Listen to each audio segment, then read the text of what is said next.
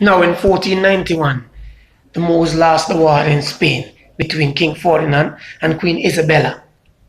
And that set Pope Innocenti, which the name is Pope Innocent. Listen to the name again, Pope Innocent, to sign the decree to slave all of our brothers and sisters, all parts of this earth. Okay, that's how slavery began. And when slavery began, the actual date of it is 1496. The decree signed 1491. 1492, Columbus and other pirates took sail Africa, Asia, North and South America, and the Caribbean to see how fortified our ancestors was to gear up for war. When they already scoped out the scene, 1496, they went back. That's the actual date when slavery itself started taking place, right?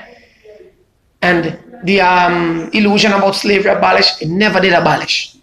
It only transferred from a personal owned slave to the state owning the slave, which would be a white man or a white woman would have owned a slave. And when you own a slave, you have to denationalize the slave.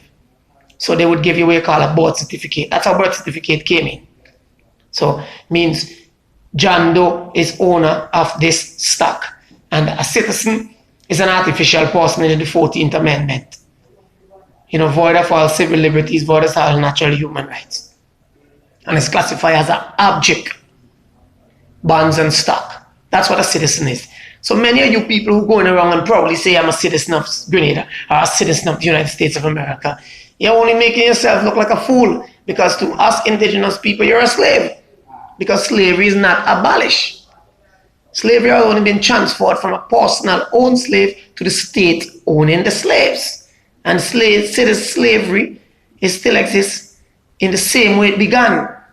It was the meaning of forced denationalization. So they had to take your land, rename the land, and rename you, creating a corporation constitution, which is what they call a government, and giving back the land to the regular brothers and sisters, which would take representing in the House of Parliament and call themselves politician and members of Parliament, and all of the constitution and system, which would involve judges, you know, which involve police, prosecutors, all of them. These are all slave masters, you know, feeding off the blood of the common people. And my people, stop giving your kids to the state and giving your kids a birth certificate and think that that's the only way out because they can't get to travel without the birth certificate, or you can't get to go to school. That's bullshit. That's just mockery. Because being indigenous, the government have to pay you to survive on your land. The land become yours. So the quicker you understand the rule of this thing, the better for you. Do not register your children under no corporation. Stop giving your children to the vampires. The vampires need your blood to survive. When you stop giving them your blood, they die and wither away. You see me? So people, you have to wake up right about now. This is a new era.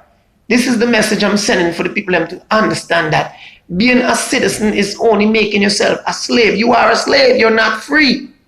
To be free is to be indigenous and to take back your land, your resources, your birthright, your indigenous rights. When they come and slave us in the beginning, they have to rename us, give us what you call a birth certificate. They have to take the land and give the land a name, create a state, create different provinces, cities, towns, renaming every part of the place, you know, because if they have to own it, it has to be under their jurisdiction.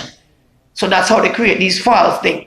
And every state and country is an illegal process. It was not natural. Our ancestors never created this illegal, unjust system. This was created by the white man.